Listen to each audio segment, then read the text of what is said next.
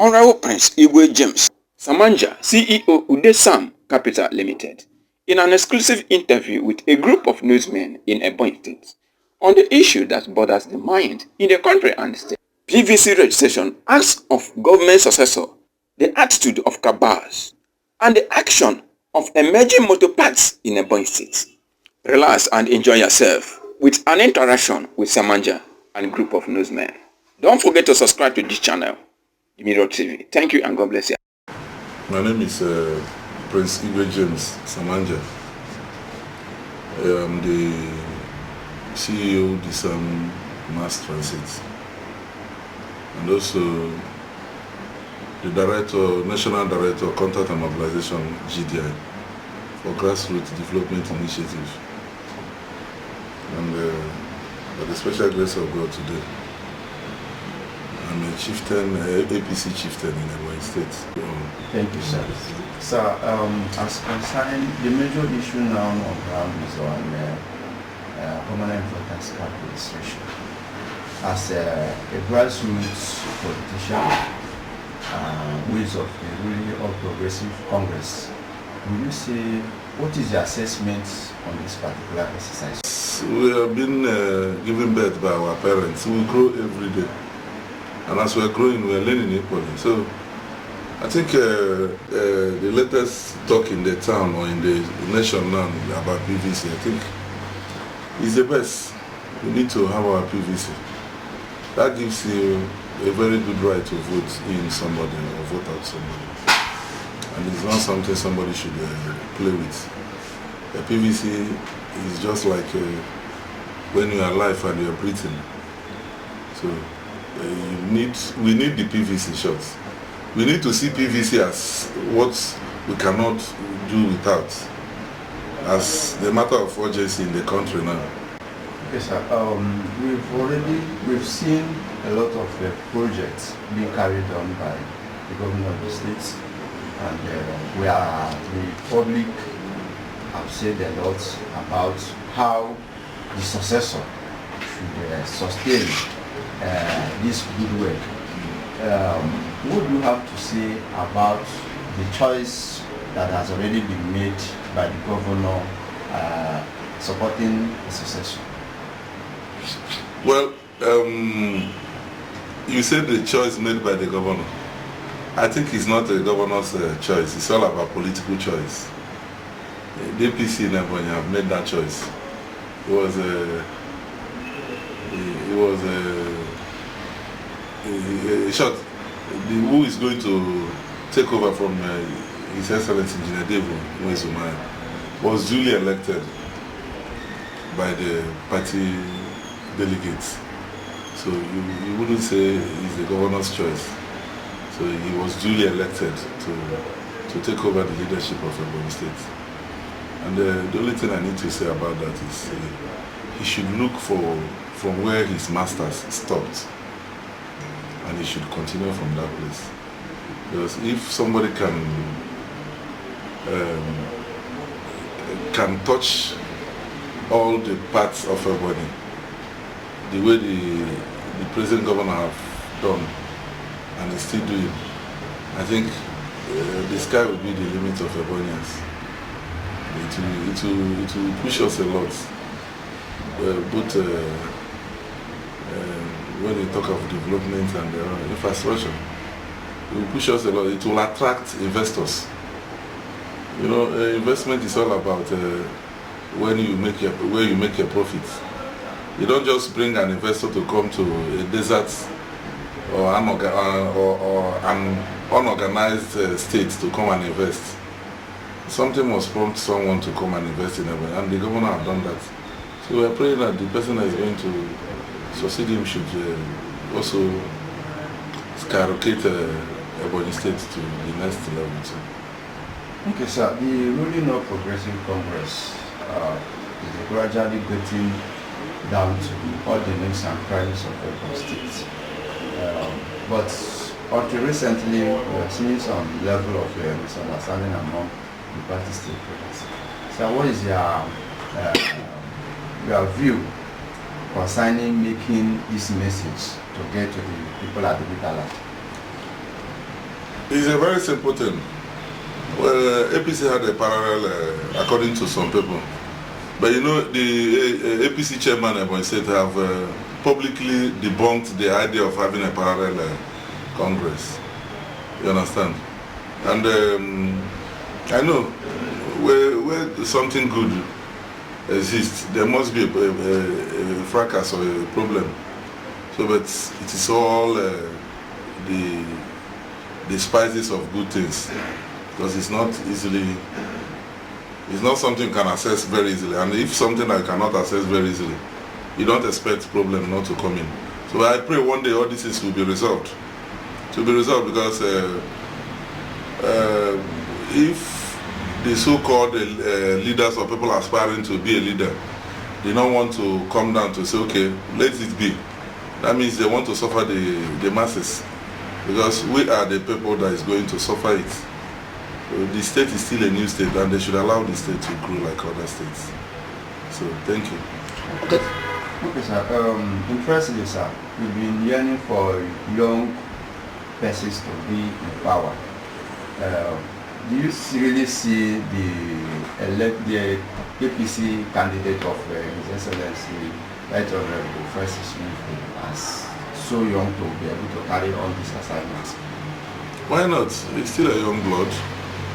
If he can be a speaker for years now, so what's the essence of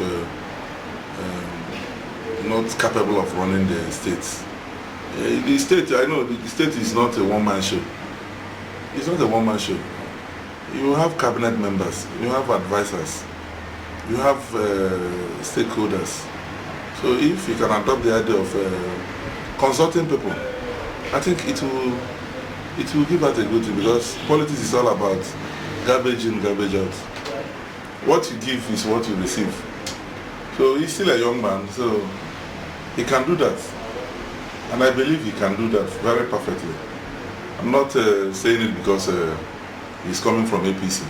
I'm saying it at least maybe that in the history of everybody, we only had a governor that is more, during the time of Elechi, when we compare the Governor Elechi's age to Governor Dave's age, and Samuel and the speaker who is going to be governor soon, you will know that we wanted the young people to rule. We have never, we are not interested in the old people, not that they are not effective or they are not relevant. But what we are talking about young people is the people that can perform. So if His Excellency Engineer Dave can perform, and he's speaking or the party is speaking somebody that's more younger than him, the person will equally perform too. I know him as a vibrant young man, and he's a go-getter too. Thank you. Okay, sir. If you are following this Ekiti ongoing election, you see that people are complaining of vote buying despite the new electoral act being signed by Mr. President.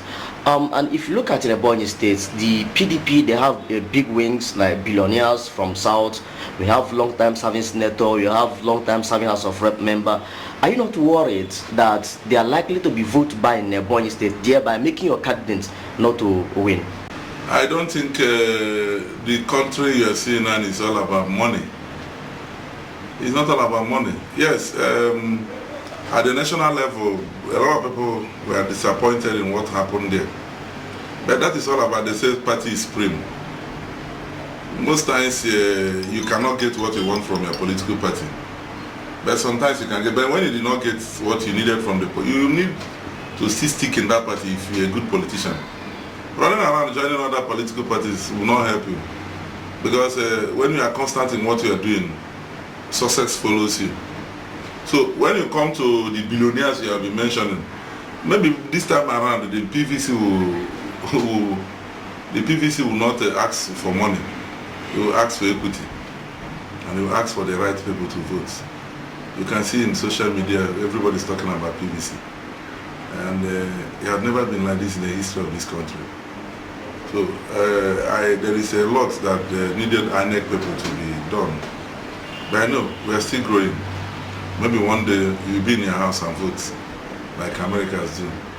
And maybe one day, even when you say hi or I want to vote, your vote will be counted immediately. and you can't revise it. So technology is close to us, and the most important thing, we are embracing the technology every blessed day. So gradually we will be there. Looking at the issue of cabals in Nigeria today, the cabals has been the order of the day taking over government, irrespective of the candidate involved. And some of our leaders past are all old. Here in Ebonyi State, APC has picked a candidate of their choice, a young, vibrant youth. Do you think a cabal cannot take over the government if it really emerges? Come to 2012. Well, the issue of cabal is everywhere in the whole world. When you talk of politics, you talk about cabals. But it's just that I think not all cabals are the same. They have cabals that their job is to promote the government. And they have the ones their job is to enrich their pockets. I don't think everybody has gone such way. Because if you calculate from 6 to 7 years of Engineer David Zuma, he has been running the state. I don't think he has a cabal controlling him. All he do is to listen to the advice of the stakeholders and the cabinet members. So I don't think anybody is coming to hijack everyone. Because if they try, we will not accept that. We do not vote cabals. So our vote will go for the person we are seeing, not the people that will be at the corridor of the power or at the back being a shadow director. But if you must be a shadow director, direct very well.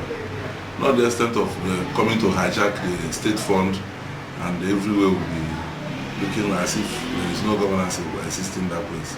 So cabals or no cabals, we are not afraid of them. Okay, sir. In your experience at the National Corporation recently, what have you learned from it and your advice there? My advice is very simple. Our people should learn how to stick together. Our people, when I talk about people, I'm talking about Igwe. Let me not use English to pronounce that. They should learn how to stick together. Because you can see what happened at the national level. It was only one man that struggled. That struggled to the extent of having a record. Why? Because betrayers everywhere. So we should learn how to be one. When you decided to betray your brother, automatically you are betraying yourself.